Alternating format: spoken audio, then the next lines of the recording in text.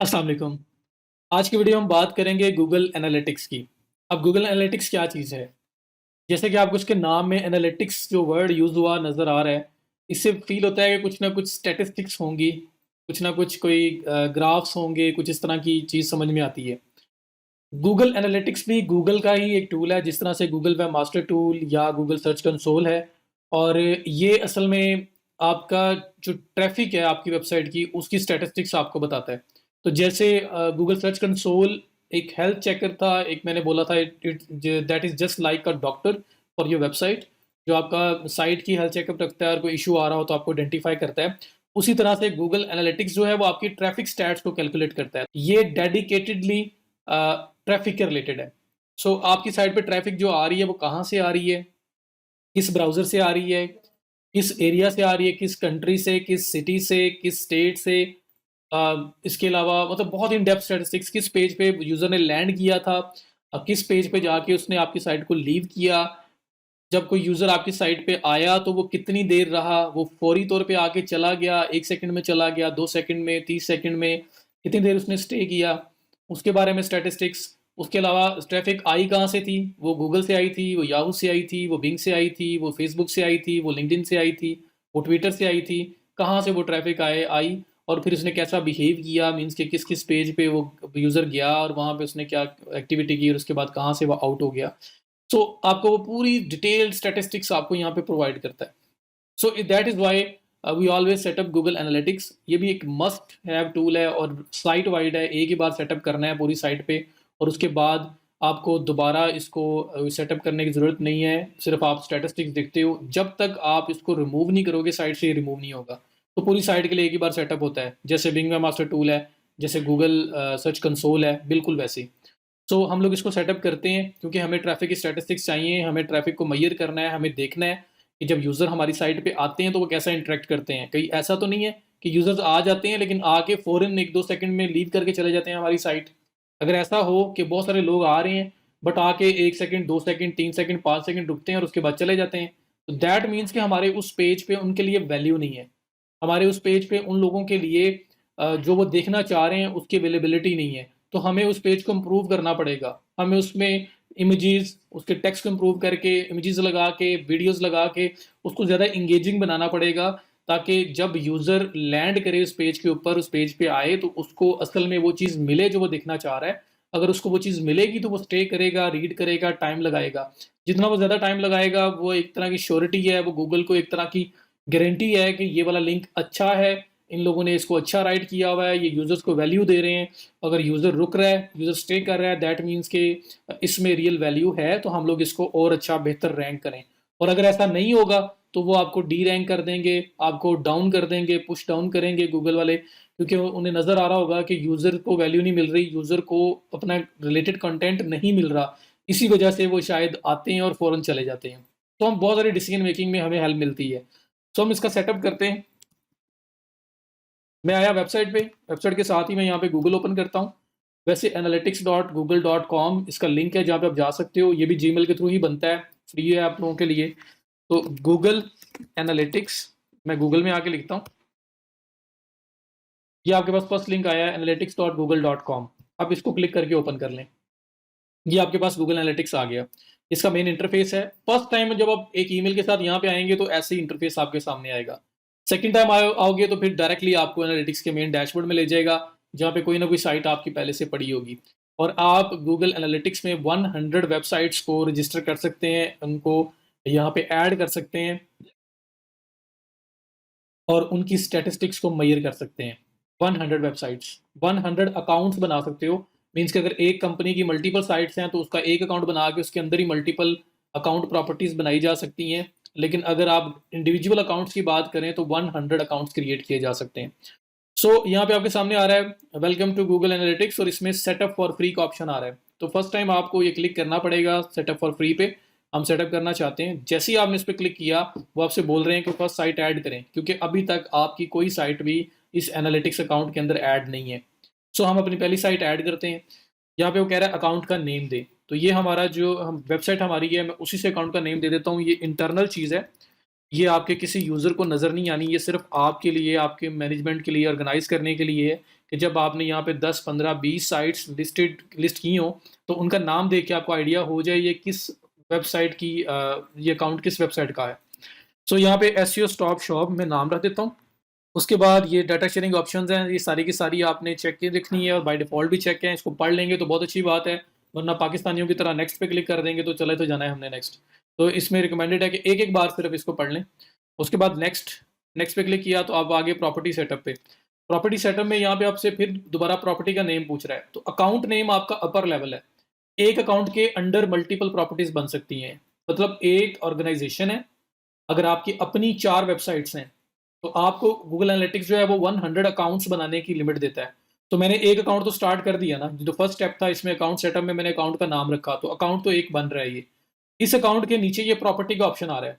तो अगर मेरी अपनी 4 वेबसाइट्स हैं तो मुझे ये चाहिए कि अगर मैं स्पेस को हैंडल करना चाहता हूँ अच्छे वे से और साथ-साथ मैं मैनेजमेंट ज़्यादा अच्छी करना चाहता हूँ कि अंडर वन अकाउंट ही मेरी साइट्स सारी की सारी पड़ी हों, तो मुझे ये चाहिए कि अकाउंट मैं एक ऐड करूँ, उस अकाउंट का नाम मैं अपने नाम से, अपनी कंपनी के नाम से रख लूँ और उसके नीचे जो आपकी प्रॉपर्टीज़ हैं, वो आपकी वेबसाइट्स होंगी।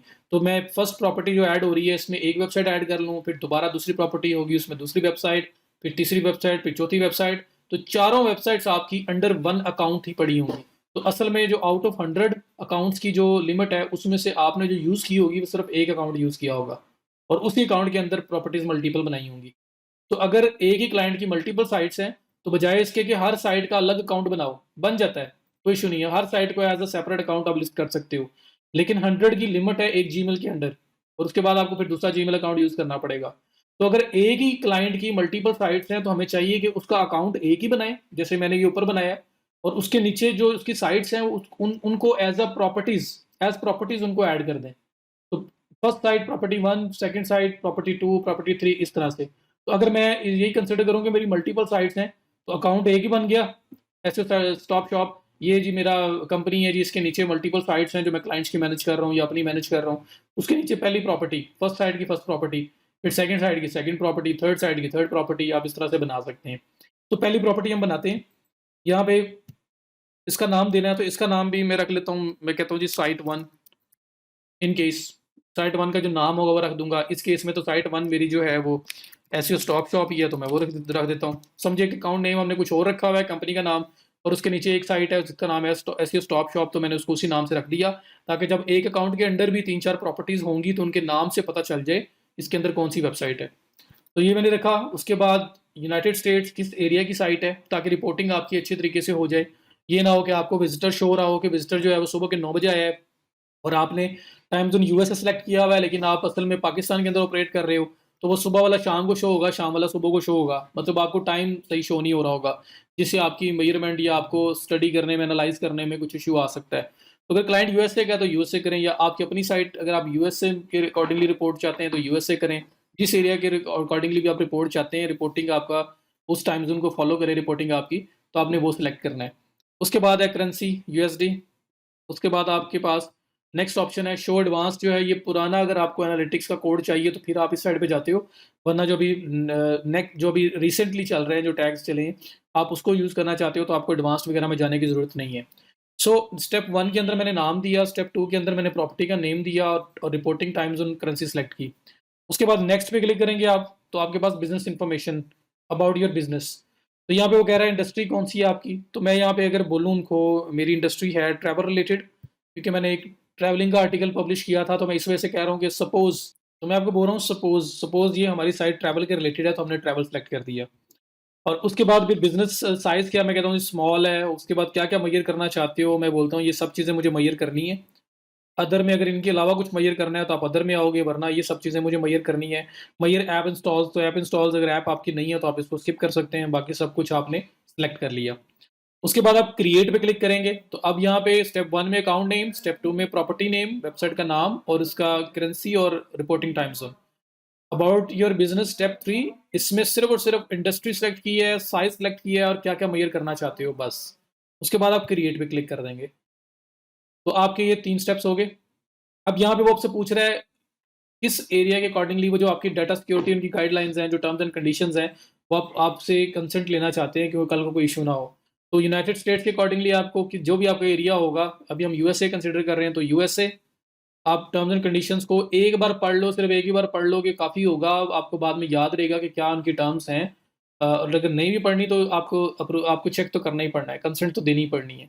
तो ये दोनों आप डाटा शीट जो विद गूगल जो है इसकी जो टर्म्स हैं, और दूसरी जो आपकी है एनालिटिक्स की जो टर्म्स हैं, दोनों यहाँ पे हैं, उनको दोनों का आपने कंसेंट देनी है, उनको चेक करना है बॉक्सेस को, और फिर ये आई एक्सेप्ट का जो बटन बना हुआ है उस पर क्लिक कर देना है। जैसे ही आप ये क्लिक करेंगे, अब आपसे वो नेक्स्ट विंडो में पूछेगा भाई क्या ट्रैक करवाना चाह रहे हो, वेबसाइट, मोबाइल ऐप या सिर्फ मोबाइल ऐप, क्या करवाना चाह रहे हैं। तो ये वो कह रहा है कि आपको कोई परफॉर्मेंस, आपको ईमेल्स वगैरह भेजते रहें, टिप्स वगैरह देते रहें, हम बोलेंगे जी हाँ जी करते रहें, सेव नहीं करना चाहते आप छोड़ दें, ना चेक करें। यहाँ पे अब आपसे वो पूछ रहा है कि आप क्या ट्रैक करवाना चाह रहे हो, iOS ऐप करवानी है, एंड्रॉयड ऐप करवानी है या वेब करवानी है। तो फिलहाल हमारे पास है वेबसाइट, हम वेबसाइट का डाटा ट्रैक करना चाह रहे हैं, उस पर ट्रैफिक ट्रैक करना चाह रहे हैं। तो मैं वेबसाइट पे ये सेटअप जो आ रहा है इस पर क्लिक करूंगा। जैसे मैंने ये क्लिक किया, मुझसे पूछ रहा है वेबसाइट का लिंक दें। अब मेरे वेबसाइट का लिंक है ये पार्ट .com तक, जो पब्लिक लिंक है, WP डैश एडमिन नहीं आएगा। तो यहाँ पे वो कह रहा है पेस्ट करें, और ये www से स्टार्ट हो रहा है, वो मुझे कह रहा है HTTPS आपने नहीं लगाना। अगर मैं लगाऊंगा तो देखिए वो कह रहा है आपकी जो इनवैलिड है, लिंक आपका इनवैलिड है। क्यों है? ये HTTP जो पहले आ रहा है, या HTTPS जो सिक्योरिटी प्रोटोकॉल लगा होता है, SSL लगा हो या ना लगा हो, तो अब ये वो कह रहा है कि हमने पहले फिक्स किया हुआ है। अब यहाँ बताओ कि आपकी साइट HTTP में ओपन होती है या HTTPS में होती है। हमारी साइट HTTP में है, तो यहाँ पे सिलेक्ट कर लो, और उसके बाद यहाँ पे आपको रिपीट करने की ज़रूरत नहीं है। आप यहाँ पे सिंपल स्टार्ट करें, बाकी जो वेबसाइट का पार्ट है, www से स्टार्ट हो रही है, www से तो वो लगा के करें, अगर उसके बगैर है तो उसके बगैर करें, बाकी पार्ट यहाँ पे दें। HTTP है या HTTPS है वो पहले यहाँ पे सिलेक्ट कर लो। तो मैंने वो सिलेक्ट कर लिया। उसके बाद मुझे कह रहा है स्ट्रीम का नाम बताएं, इस वेबसाइट का नाम बताएं, हमने ट्रैकिंग में क्या शो करना है। तो मैं कहता हूँ जी अगेन, इसका नाम SEO stop shop stream name है, जो साइट है उसी नाम से मैंने स्ट्रीम नेम रख दिया। उसके बाद आप क्रिएट स्ट्रीम पे क्लिक करेंगे, और आपके पास अब फाइनल कोड आएगा, वही सेम चीज जो गूगल सर्च कंसोल में आई थी, ऑनरशिप वेरिफिकेशन। अभी तक जो काम मैंने किया है उसमें मुझसे कोई ऐसी चीज नहीं पूछी गई जो प्रूव करे कि ये साइट मेरी है। मैं यहाँ पे इस स्टेप तक facebook.com को ऐड करके भी पहुंच सकता था, मैं दुनिया की किसी भी वेबसाइट को मैं ऐड करता तो इस स्टेप तक मैं आ सकता था। कोई किसी किस्म की वेरिफिकेशन नहीं मांगी गई, किसी किस्म का कोई प्रूफ नहीं मांगा गया कि साइट आपकी है, इसको प्रूव करें ना करें, कुछ भी ऐसा नहीं मांगा गया। अब जाके वो पूछेंगे अच्छा आपने ऐड कर दी है, अब आप प्रूव करोगे ये साइट आपकी है, तो ऑनरशिप वेरिफिकेशन करो, जैसे गूगल सर्च कंसोल में की, जैसे बिंग में की। तो हमें ऑनरशिप वेरीफाई करना पड़ेगा, एक बात। तो एक ऑनरशिप वेरिफिकेशन, दूसरी बात, हमें उनको अलाउ भी तो करना है ना कि हमारी साइट में डाटा ट्रैकिंग कर सकें, वो लोग आ सकें, गूगल एनालिटिक्स आ सके, गूगल आके हमारी साइट का ट्रैफिक डाटा कलेक्ट करे। तो हमें उन्हें कंसेंट भी देनी पड़ेगी, हमें उन्हें अप्रूवल देना पड़ेगा, साथ साथ हमें ये भी प्रूव करना पड़ेगा कि हम लोग ऑनर हैं। तो वो दोनों काम आपके कोड से हो जाएंगे। वो कोड क्या है, यहाँ पे अगर आप देखें ये मेजरमेंट आईडी लिखा हुआ है जो मेजर करेगा, और मैं थोड़ा सा नीचे अगर आऊँ, ये टैगिंग इंस्ट्रक्शंस लिखी हुई है, और इसके नीचे आपके पास ग्लोबल साइट टैग का ऑप्शन आ रहा है, ये कोड है आपके पास। तो आप क्या करेंगे, यहाँ से इस कोड को करेंगे कॉपी। अब आपका जो गूगल एनालिटिक्स वाला पार्ट था जहाँ पे साइट सबमिट करनी थी, साइट ऐड करनी थी, वो पार्ट कंप्लीट है, अब आपको कोड मिल चुका है। अब आपको ऑनरशिप वेरिफिकेशन करवानी है, प्लस गूगल को अलाउ करना है वो आपका ट्रैफिक डाटा रिकॉर्ड कर सके। तो उसके लिए आप ये कोड करेंगे कॉपी, और हेड सेक्शन में हमने जाकर करना है पेस्ट। तो आप क्या करेंगे, आएंगे वापस, ये आपका मेन डैशबोर्ड आ गया। अब यहाँ पे यूज हमारी हेल्प नहीं कर रहा, या तो हमें मैन्युअली ये कोड यहाँ पे ऐड करना पड़ेगा, और या फिर हमें कोई प्लगइन यूज करना पड़ेगा और उसके थ्रू इस कोड को ऐड करना पड़ेगा। मैं आपको मैन्युअली भी बता देता हूँ, और प्लस मैं आपको अभी एक प्लगइन डिस्क्लोज करता हूँ। वो प्लगइन ऐसा है कि जब भी कोई भी कोड आपको हेडर में ऐड करने की बात की जा रही हो, तो आप उस प्लगइन के थ्रू वो काम कर सकते हैं। इवन कि हम लोगों ने गूगल सर्च कंसोल किया और बिंग का टैग किया, वो हमने यूज्ड में जाके ऐड किए थे। अगर वो प्लगइन हमारे पास हो, जो मैं अभी आपको बताऊंगा, तो हमें यूज में भी जाने की जरूरत नहीं थी। कोई भी साइट जो हमें हेडर के अंदर कोई कोड पेस्ट करने को बोलती है, हम लोग उस प्लगइन की सेटिंग में जाके वो कोड ऐड कर देंगे, हमारा काम खत्म। तो वो हमारे बिहाफ पे खुद ही बैक पे हेडर पे वो सब कोड ऐड कर दिया करेगा। तो मैं आपको प्लगइन भी बताऊंगा, प्लस मैं मैनुअल भी बताता हूँ कि अगर मैनुअली कोड ऐड करना होता, या बिंग का या गूगल का कोड ऐड करना होता, तो कैसे करते हैं। तो उसके लिए क्या है, ये लेफ्ट साइड बार है, इसके अंदर आपके पास ये अपीयरेंस का सेक्शन आ रहा है। अपीयरेंस में आपके पास थीम एडिटर का सेक्शन आ रहा है। आपने आना है थीम एडिटर में, और थीम एडिटर में जब आप क्लिक कर देंगे तो इसके बाद आपके पास एक ऑप्शन आएगा हेडर डॉट पीएचपी का। ये आपकी थीम की बैकएंड की फाइल्स हैं। अब यहाँ पे ये आप लेफ्ट साइड पे, ये राइट साइड पे अगर आप देखें थीम फाइल्स के नीचे, तो ये अगर आपके पास थोड़ा सा स्क्रॉल डाउन करो, ये हेडर डॉट पीएचपी का एक ऑप्शन आ रहा है। ये आपकी थीम की हेडर फाइल है। ये मैं कस्टम आपको मैनुअल बता रहा हूँ। अगर इवन कि आपने गूगल सर्च कंसोल भी करना होता, बिंग भी करना होता, तो वो टैग भी यहीं पे पेस्ट होना था, अगर आप विदाउट प्लगइन करना चाहते हो तो। मैं अपेरेंस में आया हूँ। अपेरेंस में मैं थीम एडिटर में गया हूँ। थीम एडिटर में मेरे पास हेडर डॉट पीएचपी की फाइल थी, उसको मैंने किया है ओपन। ये बहुत क्रिटिकल फाइल है, इसकी वजह से आपकी साइट डाउन हो सकती है, तो आपने इसको केयरफुली यूज करना है। आप इसको एक दो बैकअप ले लेना इसका, इस पूरे कोड को कॉपी करके अपने टेक्स्ट फाइल में कहीं पे सेव करके रख लेना, और फिर इसको चेंज करना, ताकि अगर खुदा ना खास्ता कोई इशू आ जाए तो आप उस कोड को रिवर्ट कर सको और दोबारा से ओरिजिनल फाइल वापस लेके आ सको। आपको करना क्या होता है यहाँ पे, ये देखें, ये हेडर डॉट पीएचपी के अंदर ये हेड क्लोज हो रहा है और आपका ये हेड स्टार्ट हो रहा है। ये आपका हेड स्टार्ट हो रहा है और ये आपका हेड हो रहा है क्लोज। आपने इस क्लोजिंग से पहले पहले यहाँ पे कोड पेस्ट करना होता है। मीन्स कि यहाँ से आप क्लिक करेंगे और ये जो हेड की क्लोजिंग हो रही है, क्लोजिंग से पहले पहले, ये हेडिंग स्टार्टिंग है, स्टार्टिंग के बाद कर दो या क्लोजिंग से पहले कर दो, आपका कोड हेडर के अंदर होना चाहिए। तो मैनुअली यहाँ पे आपने ऐड करना है। तो हेडर, ये क्लोजिंग जो बैक स्लैश लगा के हेड लिखा हुआ है, स्टार्टिंग में बैक स्लैश नहीं होता, वो सिंपल हेड लिखा होता है। इस क्लोजिंग से पहले पहले कोड पेस्ट करना है। तो आप ये वाला कोड जो है इसको करेंगे कॉपी, और यहाँ पे आप कर देंगे पेस्ट, एंड उसके बाद आप कर देंगे save update files. That is it. तो अपडेट फाइल पे क्लिक करेंगे, उसके बाद आपका कोड सेव हो जाएगा। उसके बाद आप वापस आके यहाँ वेरिफिकेशन कर सकते हो कि आपकी ट्रैकिंग हो रही है या नहीं हो रही। आपकी ऑनरशिप वेरिफिकेशन भी हो गई, आपने गूगल को परमिट भी कर दिया कि वो आए और आके आपकी साइट के ऊपर ट्रैकिंग स्टार्ट कर लें। ये है मैनुअल। इसी तरह गूगल सर्च कंसोल का कोड जो हमें एचटीएमएल टैग का मिला था, अगर हम विदाउट प्लगइन करना चाहते हैं तो आप इधर ही कर सकते हैं। ये हेडर है, हेडर की क्लोजिंग से पहले फिर एक इंटर करें यहाँ पे इसको, और यहाँ पे वो गूगल का जो गूगल सर्च कंसोल का कोड है वो लाइन आ जानी थी। यहाँ पे आपकी बिंग में मास्टर टूल्स की लाइन आ जानी थी। आप without plugin Bing, Google Search Console और गूगल एनालिटिक्स सब के सब इस तरह से मैनुअली कर सकते हैं। तो अगर ये कोड वाला मेथड लग रहा है आपको टफ, तो फिर आप इसको छोड़ें और मैं आपको एक सिंपल मेथड बताता हूँ जो आप यूज़ कर सकते हैं। वैसे ये भी ईजी है, तो मैं दोनों बता रहा हूँ कि इन केस अगर आपको यूज़ करने पड़े तो कैसे करते हो। यहाँ पे फिर कोड यूज़ करने की ज़रूरत नहीं है, यहाँ पे फिर कोई प्लगइन यूज़ करने की ज़रूरत नहीं है। यहाँ पे आप सिंपल जो है अपना कोड उठा के कॉपी पेस्ट कर सकते हैं। हेडर सेक्शन में, जहाँ पे भी हेडर सेक्शन में कोड ऐड करने की बात हो, वो कोड उठा के यहाँ ऐड करना होता है। अब बताता हूँ आपको मैं प्लगइन के थ्रू। अगर आप प्लगइन के थ्रू करना चाहें तो आप प्लगइन्स में आए, प्लगइन्स में ऐड न्यू में आए। मैंने इसको सेव नहीं किया, तो प्लगइन्स में आप आएंगे ऐड न्यू में, और ऐड न्यू में आने के बाद आपने यहाँ पे एक नया प्लगइन ऐड करना है। असल में गूगल एनालिटिक्स का अलग से प्लगइन भी मिल जाता है, जिसमें सिर्फ और सिर्फ गूगल एनालिटिक्स आपका ऐड होगा। गूगल साइट किट एक प्लगइन है जो गूगल का अपना प्लगइन है, आप वो भी यूज कर सकते हैं, और उसमें Google analytics, Google Search console, each and everything आपकी कन्फिगर हो सकती है। तो लेकिन मैं आपको एक ऐसा प्लगइन बताना चाह रहा हूँ जिसमें मल्टी, जो आपका ऑप्शनल हो, जिसमें मल्टी ऑप्शंस हो, कि कोई भी साइट जो हेडर में कोड ऐड करने की बात कर रही है या फुटर में कोड ऐड करने की बात कर रही है, आप उसका कोड उठाएंगे और उस प्लगइन के थ्रू ऐड कर सकते हैं। तो इसलिए मैं वो प्लगइन आपको बता रहा हूँ। वरना गूगल साइट किट भी एक प्लगइन है, मैं आपको दिखा देता हूँ। गूगल एनालिटिक्स के और भी बहुत सारे प्लगइन है जहाँ पे सिर्फ गूगल एनालिटिक्स ही आप ऐड कर सकते हैं, सिर्फ और सिर्फ डेडिकेटेडली, सिर्फ और सिर्फ डेडिकेटेडली बने ही वो गूगल एनालिटिक्स के लिए हुए हैं। तो ये है साइट किट बाय गूगल। आप इसको इंस्टॉल करके इसके through Google analytics, Google Search console, each and everything Google के रिलेटेड जो है वो यहाँ पे अटैच कर सकते हो, कॉन्फ़िगर कर सकते हो।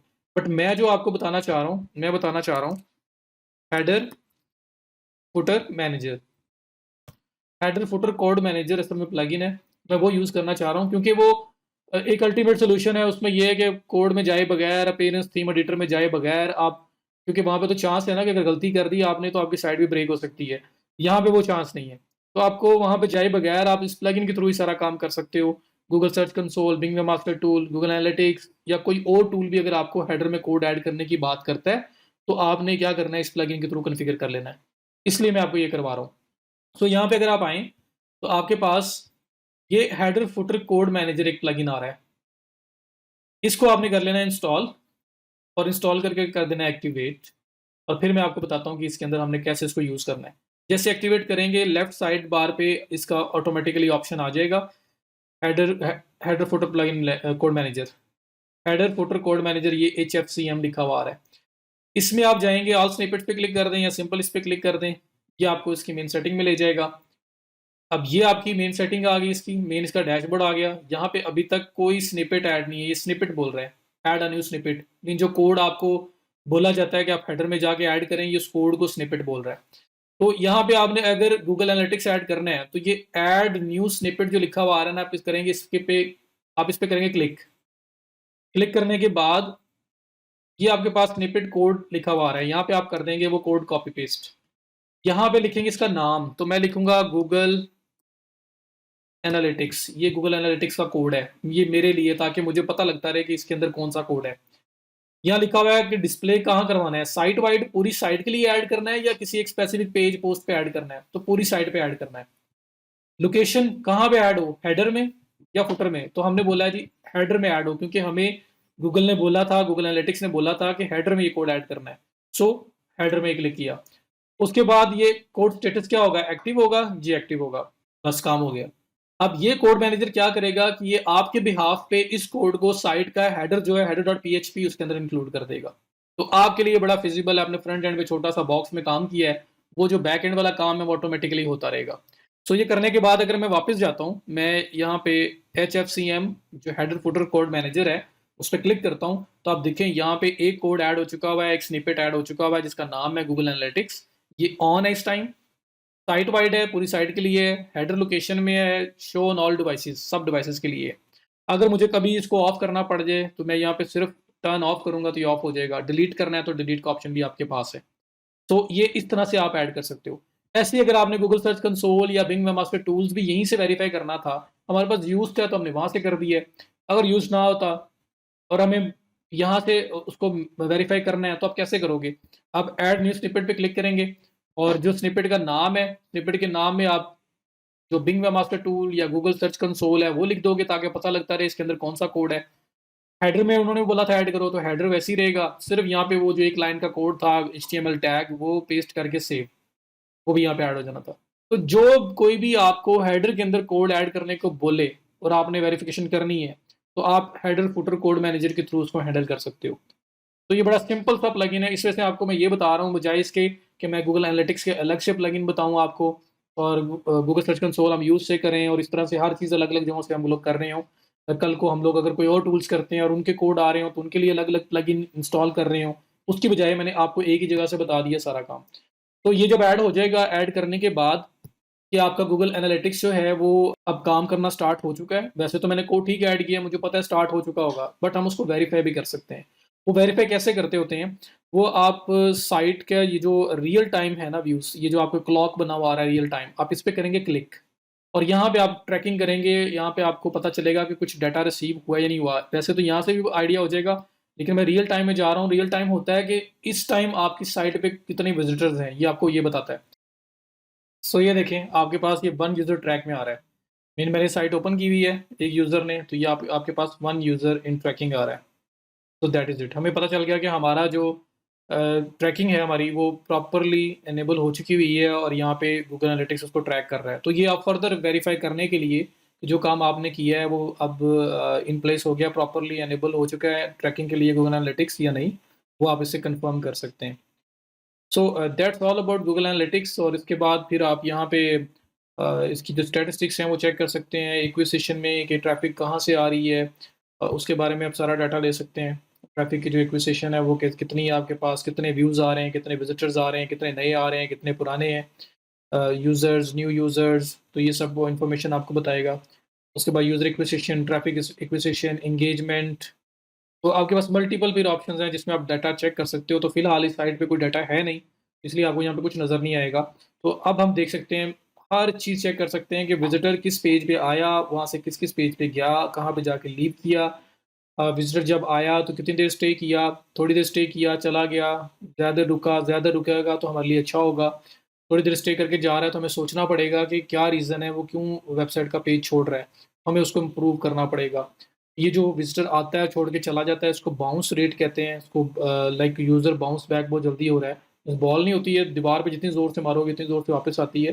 तो विजिटर आया और हिट करके फ़ौरन वापस चला गया, जल्दी आया जल्दी चला गया, तो वो आपके लिए अच्छा नहीं है। आपको बाउंस रेट कम करना है। कि विज़िटर आए और स्लोली थोड़ा स्टे करने के बाद वापस जाए। तो बाउंस रेट जो है वो जितना ज़्यादा होगा उतना बुरा होगा, जितना कम होगा उतना अच्छा होगा। विज़िटर को स्टे करना चाहिए। सो इसकी बेस पे फिर हम काफ़ी सारे डिसीजन मेकिंग कर सकते हैं कि हमें किस पेज पे काम करना है, क्या हमारे पास परफॉर्मेंस आ रही है, किन चीज़ों को इम्प्रूव करना चाहिए और क्या हमारी मेहनत की वजह से क्या कुछ हो पा रहा है। तो वो हर चीज़ की ट्रैकिंग और एनालिसिस यहाँ पे आपका पॉसिबल हो सकता है। तो आपने ये इस तरह से सेटअप करना है और उसके बाद अगर क्लाइंट को एक्सेस देनी है आपने इन केस किसी के लिए काम कर रहे हो या किसी से एक्सेस लेनी है और उसको गाइड करना है कैसे एक्सेस देते हैं। जैसे आप एडमिन के ऑप्शन पे क्लिक करेंगे शायद आपके पास मेरी पिक्चर की बैक साइड पे आ रहा हो। तो आपने यहाँ से एक्सेस देने के लिए आप क्या करेंगे, ये लेफ्ट साइड पर पे बिल्कुल बॉटम पे ये एडमिन जहाँ पे आ रहा है इस पे क्लिक करेंगे। इस एडमिन पे क्लिक करने के बाद आपके पास ऑप्शन आ रहा है, ये अकाउंट, ये प्रॉपर्टी।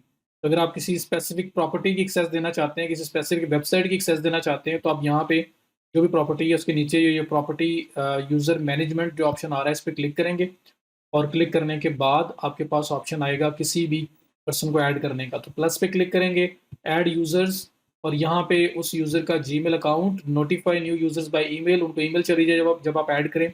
परमिशन में लिमिटेड देनी है या फुल द राइट्स देने हैं, तो अगर कोई पर्सन ऑनर है और आपने उसको राइट्स देने हैं तो फिर ये फुल राइट्स देने हैं। और अगर वैसे किसी को राइट्स देना चाह रहे हैं एनालाइज़ करने के लिए या लिमिटेड राइट्स देना चाह रहे हैं तो वो आपके पास ये ऑप्शंस अवेलेबल हैं। अगर किसी को सिर्फ एनालाइज़ करने के लिए देना है तो रीड एंड एनालाइज़ वाला जो है ऑप्शन वो मोर देन इनफ है। मैनेज यूज़र नहीं देना, मैनेज यूज़र में ये होगा कि वो पर्सन आपको भी रिमूव कर सकता है। ये आपका प्रॉपर्टी लेवल। और अगर आप चाहते हैं कि मुझे पूरे अकाउंट की एक्सेस देनी है, इस अकाउंट के अंदर जितनी भी वेबसाइट्स हैं, तो फिर आप यहाँ पे आके ये जो यूज़र मैनेजमेंट आ रहा है अकाउंट के नीचे, उसमें आके आप ऐड कर देंगे तो उसके पास पूरे अकाउंट की एक्सेस चली जाएगी। तो ये है किस तरह से आप किसी को एक्सेस दे सकते हैं या किसी ने अगर आपको एक्सेस देनी हो तो कैसे गाइड कर सकते हो। इसके बाद अगर आपने नई प्रॉपर्टी, नया एनालिटिक्स ऐड करना है तो वो भी यहीं से होता है। जब सेकंड साइट ऐड करनी होगी, यही एडमिन पे क्लिक करोगे और उसके बाद ये जो ऑप्शन आपके पास आ रही हैं, अगर नया अकाउंट ऐड करना है तो क्रिएट अकाउंट पे क्लिक करेंगे, एक नया अकाउंट ऐड हो जाएगा। और अगर आप इसी अकाउंट के अंदर ये जो ऐसे स्टॉप शॉप मेन अकाउंट है और किसी पर्सन की ज़्यादा वेबसाइट्स हैं, एक से ज़्यादा, तो जो उसकी सेकंड वेबसाइट ऐड करनी है उसको as create account, new account as add ना करो। हो सकती है, लेकिन वो फिर 4 वेबसाइट्स ऐड करोगे तो 4 अकाउंट्स यूज़ हो जाएँगे, 96 लेफ्ट होंगे। 100 मैक्सिमम अकाउंट्स ऐड हो सकते हैं। तो अगर एक ही क्लाइंट की मल्टीपल साइट्स हैं तो आपको चाहिए कि बजाय नया अकाउंट ऐड करने के, उस अकाउंट के अंदर जहाँ पे उसकी वेबसाइट पहले पड़ी हुई है, उसी अकाउंट के अंडर आके प्रॉपर्टी नई बना लें और उसमें नई साइट ऐड कर दें। अगर एक ही पर्सन की है तो। मल्टीपल किया तो फिर हम इसलिए नहीं करते कि फिर मिक्सअप हो जाएगा, हर पर्सन का अलग-अलग अकाउंट बनाते हैं। लेकिन अगर एक ही पर्सन की मल्टीपल साइट्स हैं तो फिर आप अकाउंट के नीचे जो प्रॉपर्टी का ऑप्शन है, इस प्रॉपर्टी में आके उसकी दूसरी साइट, तीसरी साइट, चौथी साइट ऐड कर सकते हैं। तो फिर यहीं से स्टार्ट होगा, क्रिएट प्रॉपर्टी पे क्लिक करोगे, तो अब अकाउंट लेवल वाली ऑप्शन नहीं आएँगी। बाकी आपका वही प्रॉपर्टी नेम दें और यहाँ पे आप टाइम ज़ोन सेलेक्ट करें रिपोर्टिंग ज़ोन जो है और उसके बाद करेंसी और उसके बाद नेक्स्ट में बिज़नेस साइज़ वगैरह वो पूछेगा और फिर बाद में वेबसाइट वगैरह लेगा आपसे। और अगर अकाउंट से स्टार्ट करोगे तो फिर अकाउंट में बिल्कुल वो स्क्रैच से जिस तरह से पहले हमने बनाया था, वहीं से स्टार्ट होगा। पहले अकाउंट नेम देंगे, फिर प्रॉपर्टी नेम देंगे, फिर उसके बाद आप जो कैटेगरी वगैरह सेलेक्ट करोगे और उसके बाद जाके वेबसाइट वाला काम होगा। ये इस तरह से आप लोग ऐड कर सकते हैं। आई होप कि आप लोगों को इससे कुछ हेल्प मिली होगी, आपको समझ आया होगा गूगल एनालिटिक्स किस तरह से सेटअप करते हैं। That's it for this video. Thank you so much. See you in the next video.